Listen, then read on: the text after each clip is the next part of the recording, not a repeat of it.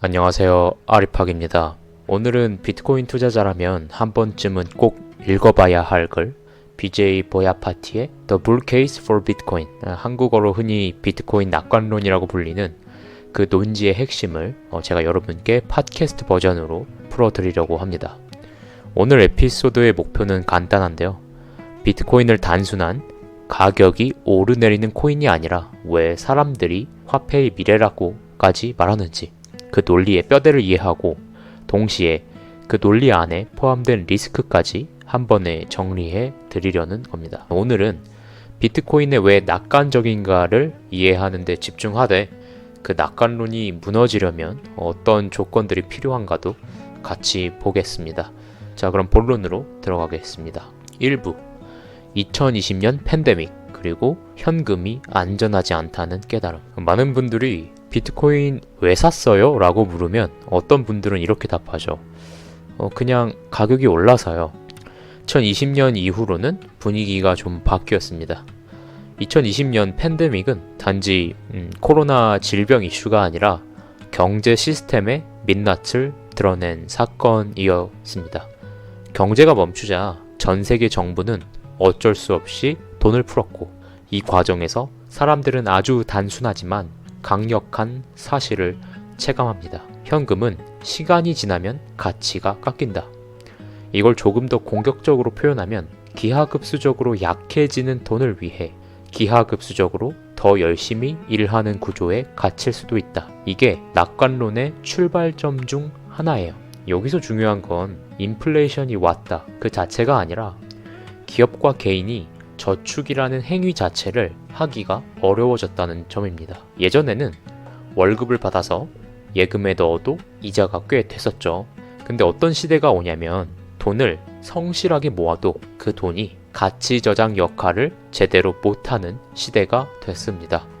그래서 기업들은 어떻게 하느냐? 부채를 끌어안고 M&A를 하고 위험 자산에 노출되고 본업에 대한 집중이 흐트러지고 시스템 자체가 점점 레버리지 기반의 생존 게임으로 바뀌어 갑니다. 이때 비트코인 낙관론은 이렇게 말하는 겁니다.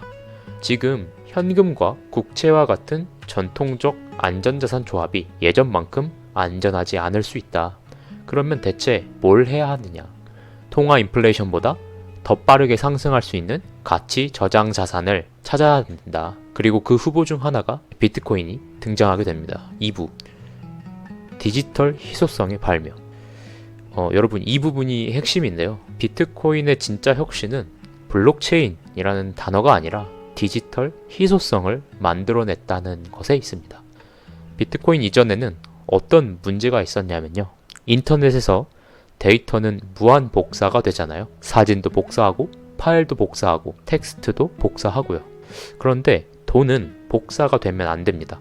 그러면 디지털 세계에서 돈을 만들려면 뭘 해야 하냐? 누군가 중앙에서 장부를 관리해야 합니다. 은행처럼요. 국가처럼요. 근데 그 중앙기관이 망하면요. 디지캐시처럼 시스템이 그냥 꺼져버립니다. 중앙기관이 단일 실패 지점이 되는 거죠. 그럼 질문이 생겨요. 중앙이 없어도 디지털에서 희소성을 유지할 수 있을까? 이게 90년대 사이퍼펑크들의 꿈이자 난제였습니다. 이때 등장한 중요한 아이디어가 Proof of Work, 작업 증명입니다. 아담 백의 해시캐시는 원래 스팸 메일을 줄이기 위한 장치였지만 핵심은 이겁니다. 컴퓨터가 실제로 에너지를 써서 어떤 문제를 풀었다는 증거를 남긴다. 그리고 그 증거는 검증이 아주 쉽다. 즉, 만들기는 어렵고 확인은 쉽다. 이 구조가 디지털 희소성에 굉장히 유리합니다.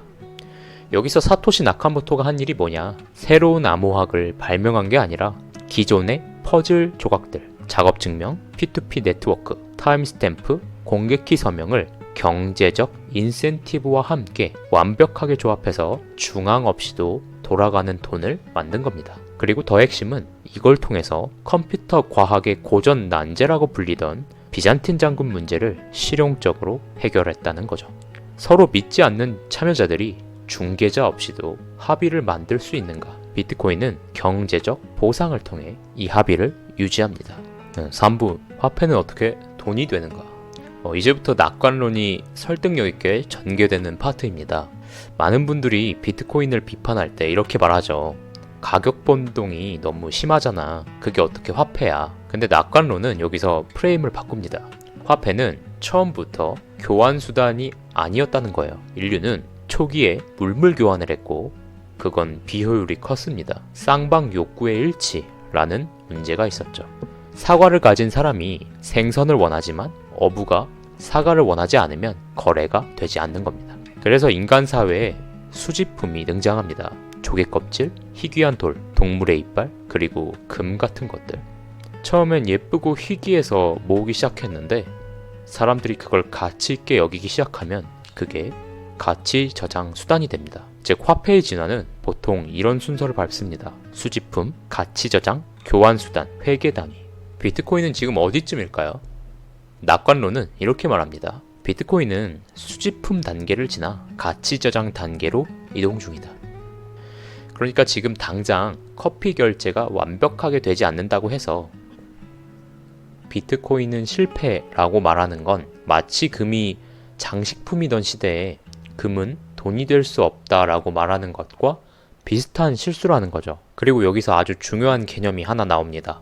바로 통화 프리미엄입니다. 화폐성 자산은 사용 가치만으로 가격이 결정되지 않습니다. 사람들이 돈이라고 믿는 정도가 가격에 반영됩니다. 그 차이가 통화 프리미엄이고요. 그래서 비트코인의 가격은 단순하게 평가할 수가 없어요. 현금 흐름이 없으니까요. 그럼 뭘로 평가하느냐?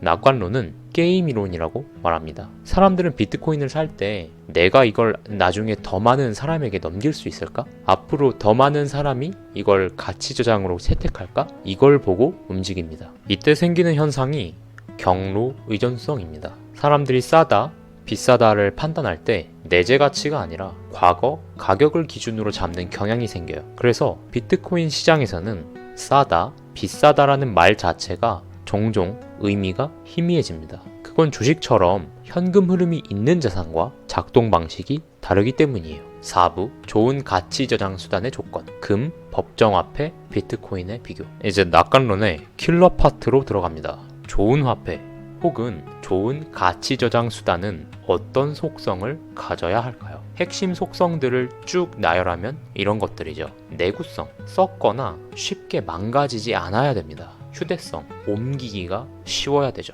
대체 가능성, 같은 단위는 같은 가치로 교환되어야 한다. 인식성, 진품 검증이 쉬워야 한다. 분할성, 작은 단위로 나눌 수 있어야 한다. 희소성, 공급이 쉽게 늘어나면 안 된다. 그리고 검열 저항성, 외부 권력이 소유와 전송을 막기 어려워야 한다. 유구한 역사, 오래될수록 신뢰가 쌓인다. 금은 역사와 내구성 면에서는 최강입니다. 근데 휴대성이 떨어져요. 이동이 어렵고 보관과 감정이 필요하죠. 그리고 국가가 마음먹고 통제하면 몰수도 가능하죠. 법정화폐는 휴대성과 결제 편의성이 좋지만 희소성이 약합니다. 발행자가 마음먹으면 공급이 늘어납니다. 그리고 검열 저항성은 더 약하죠. 은행 계좌는 동결될 수 있습니다. 자, 그럼 비트코인은 어떤가요? 내구성은 네트워크가 유지되는 한 가능하고 휴대성은 역사상 최고 수준입니다. 수억 달러를 키 하나로 이동할 수 있어요. 인식성은 수학적으로 검증됩니다. 분할성도 엄청나고요. 희소성은 설계상 2100만 개로 제한되어 있고 검열 저항성도 굉장히 강하게 설계되어 있습니다. 여기서 낙관론이 강조하는 조합이 있는데요. 절대적 희소성과 검열 저항성. 이 조합이 너무나 강력해서 전 세계 부유층이든 기관이든 국가든 자산의 일부를 여기로 옮겨두는 동기가 충분히 생긴다는 겁니다. 단 역사는 짧습니다. 그래서 낙관론은 여기서 린디 효과를 언급하죠. 오래 살아남을수록 앞으로도 살아남을 확률이 높아진다는 신뢰가 쌓입니다. 5부 과대 광고 사이클과 반감기. 왜 비트코인은 변동성을 가질까? 이제 많은 분들이 체감하는 현실, 비트코인은 왜 이렇게 변동성이 클까를 설명합니다. 낙관론은 비트코인의 채택 과정이 가트너의 하이프 사이클과 비슷하다고 봅니다. 하이프 사이클은 단계별로 새로운 기술에 대한 기대가 폭발하고 가격이 급등하고 대중이 몰리며 정점으로 갑니다. 그리고 폭락을 하고 조롱을 당하고 정체기를 맞이하죠. 그 다음 기술 발전과 신뢰를 축적하고 다음 사이클을 준비하는 이 패턴이 반복된다는 겁니다. 그리고 비트코인에는 고유한 메커니즘이 하나 더 들어가 있습니다. 바로 반감기입니다. 약 4년에 한 번 채굴 보상이 절반으로 줄어듭니다. 즉 신규 공급이 갑자기 줄어드는 구조예요. 채굴자는 전기료를 내야 하니까 채굴한 비트코인을 팔아서 운영비를 충당합니다. 그게 상시 매도 압력인데 반감기가 오면 그 매도 압력이 대략 절반으로 줄어드는 효과가 생깁니다. 수요가 유지되거나 늘면 공급이 줄어든 만큼 가격이 상승 압력을 받겠죠. 낙관론은 이 반감기가 비트코인의 사이클을 촉발하는 요인 중 하나일 수 있다고 봅니다. 물론 시장이 반감기를 미리 알고 있는데 왜 반영이 안 되냐는 질문이 나오는데 핵심은 누가 얼마나 다음 사이클에 들어올지가 불확실하기 때문입니다. 이 시장은 결국 채택의 게임 이론이기 때문에 미리 계산한 모델대로 직선으로 움직이지 않는 겁니다. 6부 마지막 사이클 국가의 합류. 비트코인이 중비통화가 되면 무슨 일이 벌어질까? 낙관론이 던지는 가장 큰 그림이 여기입니다. 국가가 외환 보유고의 일부로 비트코인을 담는 순간이 온다면 이게 일종의 최종 보스 시나리오죠. 처음 한 나라가 비트코인을 보유하면 다른 나라들은 생각합니다. 우리만 안 담으면 손해 아닌가? 특히 지정학적으로 경쟁하는 국가들일수록 더 그렇죠. 이때 비트코인은 단순한 투자 상품을 넘어서 국가 간 전략 자산이 될 수 있습니다. 다만 이 시나리오는 아직 논쟁적입니다. 왜냐면 준비통화라고 하는 것은 단지 희소성만으로 되는 건 아니고 정치, 외교, 군사, 금융 인프라까지 얽혀있기 때문입니다. 그럼에도 낙관론은 이렇게 말합니다. 개인과 기관만으로도 아직 채택 곡선의 초기다. 즉 국가가 안 들어와도 낙관 시나리오는 완전히 무너지지 않는다는 거죠. 7부 비트코인의 현실적인 리스크 4종 세트. 자, 여기서부터는 낙관론이 인정하는 위험 요소들입니다. 이걸 무시하면 신앙이 되고 이걸 직시하면 전략이 됩니다. 첫 번째, 프로토콜 리스크.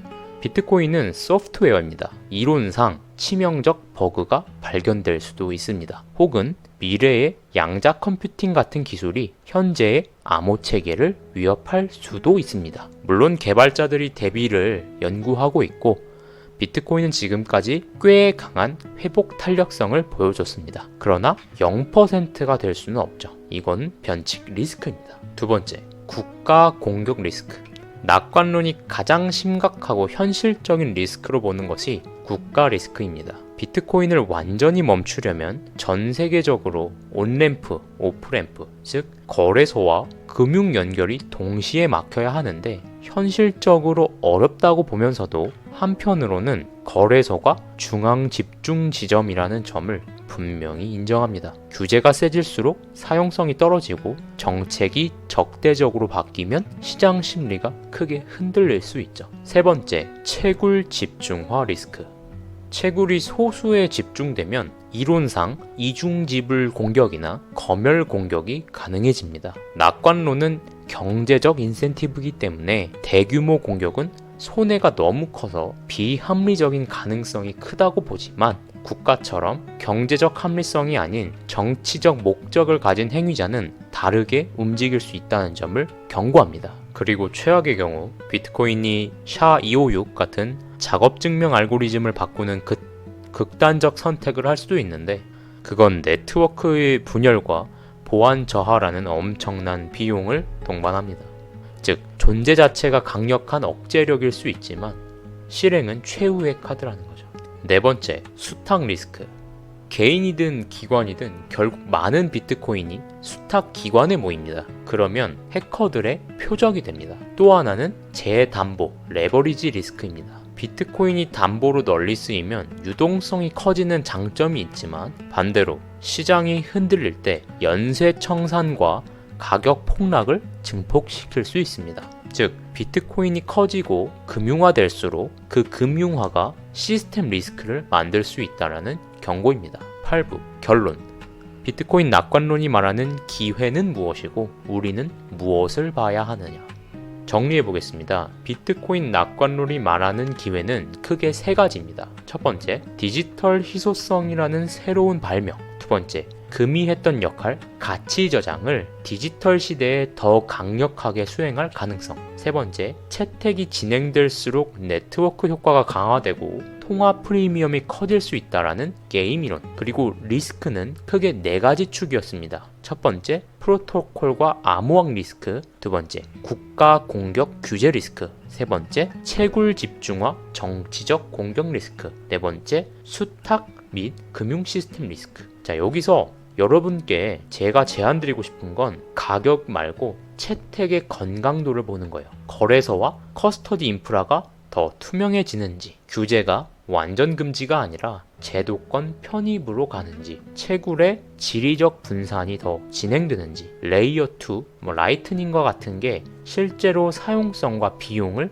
개선하는지, 장기 보유자 기반이 늘고 있는지, 기업과 기관이 어떤 방식으로 비트코인을 다루는지, 그리고 마지막으로요. 비트코인을 이해하는 과정은 단지 투자 공부가 아니라 돈이란 무엇인가, 국가와 개인의 권력 관계가 통화에서 어떻게 드러나는가, 이런 질문으로 확장됩니다. 그래서 이게 단순한 투기판 이야기가 아니라 하나의 거대한 역사, 경제학, 기술 이야기로 이어지게 되는 겁니다. 자, 오늘 에피소드가 도움이 되셨다면 여러분이 비트코인을 사든 안 사든 상관없이 최소한 왜 어떤 사람들이 이거를 금보다도 더 강한 돈이라고 말하는지, 그리고 그 말이 틀릴 수 있는 지점이 무엇인지, 이 두 가지를 동시에 잡으셨을 겁니다. 오늘도 들어주셔서 감사하고요. 좋아요, 구독, 알림 설정까지 부탁드립니다. 그럼 저는 다음 에피소드에서 다시 뵙겠습니다. 아리팍이었습니다.